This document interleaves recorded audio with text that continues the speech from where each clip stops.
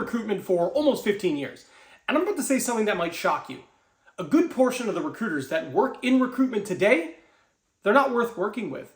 In today's video, I'm going to give you 6 signs that you need to look for the next time a recruiter engages you so you can understand, are they worth working with or should I avoid them? Let's go. Now, the first major sign you need to look for is, are they uninformed about your industry? Look, I've got a business degree, I've got an MBA, but I don't know how to, code. I'm not a software engineer. But I know enough about the roles I would be working on to be able to speak in a way that makes it sound like, okay, I'm at least informed, right? I'm not a complete novice. I can talk a little bit about some of the languages. I can talk about some of the different methodologies when it comes to creating code, right? Are you agile? Are you waterfall? You can tell that I've at least spent enough time understanding the industry, the space, etc. But sometimes a recruiter will call you and it's immediately, painfully obvious this person has no idea what they're talking about.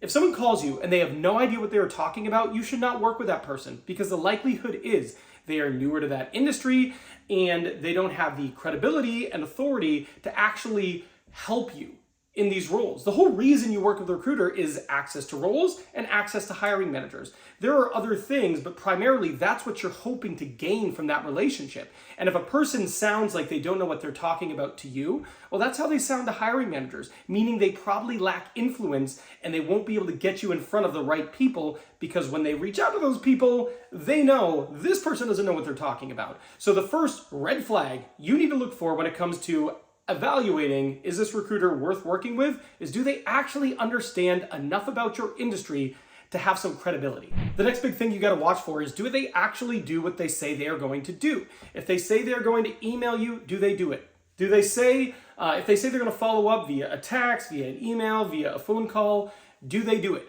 If you coordinate a time to connect, do they call you at that time, or do they send you a text the next day? Oh, I'm so sorry, I got busy, I couldn't call you. Good recruiters will follow through on the things they say they're going to do because they understand that their word is really important. If they say they're going to do something, they need to do it. And if a recruiter doesn't do that, you should ignore them. By the way, if you want to become the best candidate possible and land your dream job, what I want you to do is go down to the description box, that first link, that is the link to my full interview prep guide. And it has a ton of things in there. It has instructive videos that are going to help you deal with some of the most challenging interview questions you will get. It has different exercises that are going to help you craft stories that make you sound impressive to hiring managers. And it has a variety of templates you can use to interface with hiring managers, HR people, and recruiters to help move you through the interview process. If you really want to be serious about nailing your next interview and becoming a top 5% candidate, go check that out. The next thing you need to be on the lookout for is, do they actually have contact with or access to hiring managers, right? So when an agency recruiter calls you, they should be able to call you, tell you about the role, tell you about the organization, and tell you when they are meeting next with the hiring manager. If I was you, a candidate, I would say, okay, when was the next time you're planning on talking to the hiring manager? And if they don't confidently tell you a day that is coming up in the near future, you probably don't want to work with them. Because again, the main reason you want to partner with recruiters is access to hiring managers, access to jobs, access to openings, access to hiring managers. A truly good recruiter will not only have access to a hiring manager, but they will have influence with that hiring manager because they've probably built up a relationship over time. And they can call them and go, hey, Ben, I have a really good candidate for you. I think they are worth your time talking to them because of A, B, C, and D. And if they have done good work for them in the past, guess what? The hiring manager will talk to that candidate. That is the type of recruiter you want to work with. So if you sense they do not have access to the hiring manager, if they cannot articulate to you the influence they have with that hiring manager, you do not want to work with them.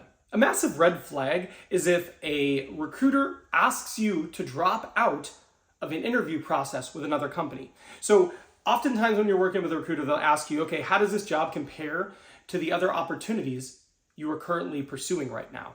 And they're asking that because they want to identify, okay, is this person interviewing with a handful of other companies? And if they are, where do we stand in that ranking? In that pecking order, where do we fall? Do we have a high degree of likelihood of this person staying in the process, or are they likely to drop? That is what they're doing with that question, okay? There's nothing wrong with that. If they ask you that question, it is your choice to be honest or not be honest. You can tell them or you cannot tell them. But if you do say, yeah, I've got a few other things that I'm pursuing and, they're all about equal to me. I'm interested in all of them. and then they pressure you to drop out of those other interview processes, don't work with that person. It is your career.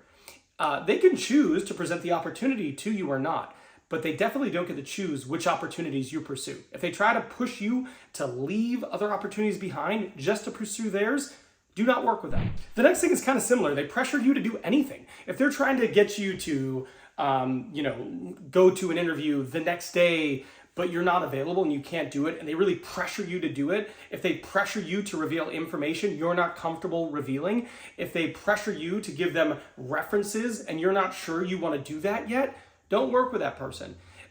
Working with a recruiter is a relationship, okay?